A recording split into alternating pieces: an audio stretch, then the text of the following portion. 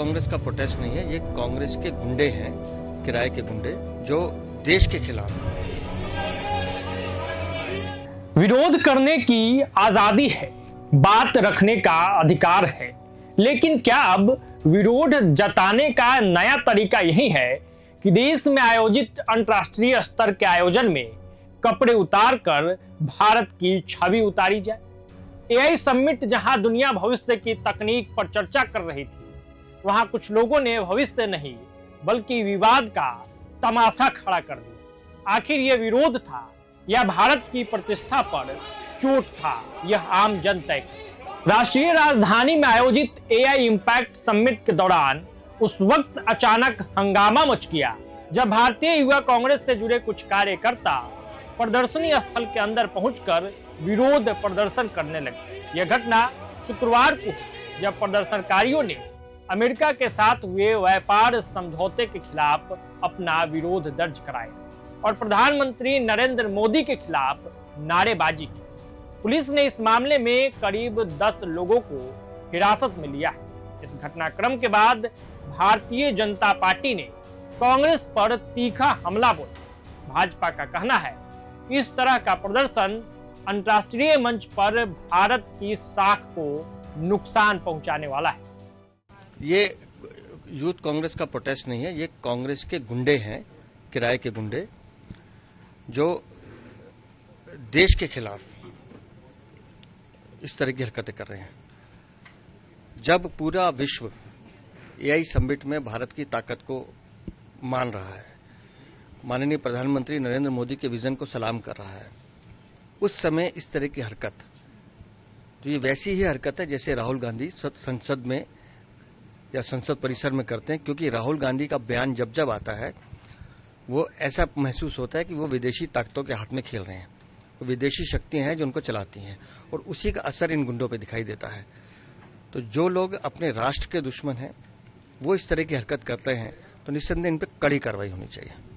वहीं युवा कांग्रेस ने अपनी सफाई देते हुए कहा कि उनका विरोध एआई समिट या तकनीक के खिलाफ नहीं था, बल्कि यह अमेरिका के साथ हुए अंतरिम व्यापार समझौते के विरोध में किया गया था। पुलिस के अधिकारी के अनुसार जैसे ही प्रदर्शन शुरू हुआ, सुरक्षा एजेंसियों ने तत्काल कार्रवाई करते हुए करीब 10 प्रदर्शनकारियों को पकड़ लिया है। सभी को तुरंत कार्यक्रम स्थल से बाहर ले जाकर तिलक मार्ग पुलिस स्टेशन पहुंचाया गया। अधिकारी ने साफ कहा कि किसी को भी कानून व्यवस्था को बिगाड़ने की अनुमति नहीं दी जाएगी, चाहे वह कोई भी।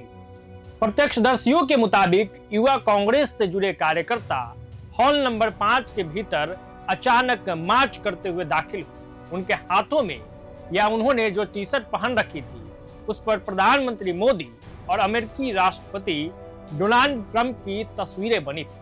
इन टी शर्ट पर India US trade deal, Epstein files और पीएम इज कॉम्प्रोमाइज जैसे नारे भी लिखे हुए थे।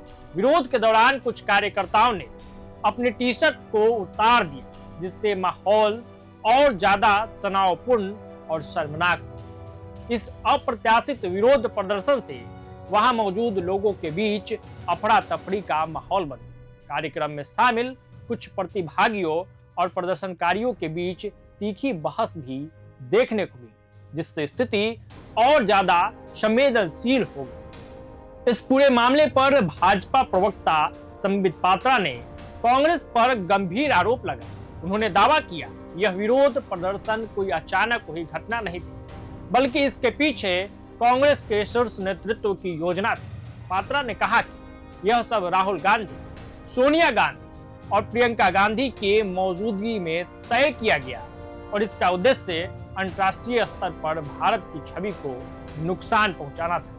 उन्होंने इसे एक सोची समझी रणनीति बताई, न कि कोई सामान्य संयोग।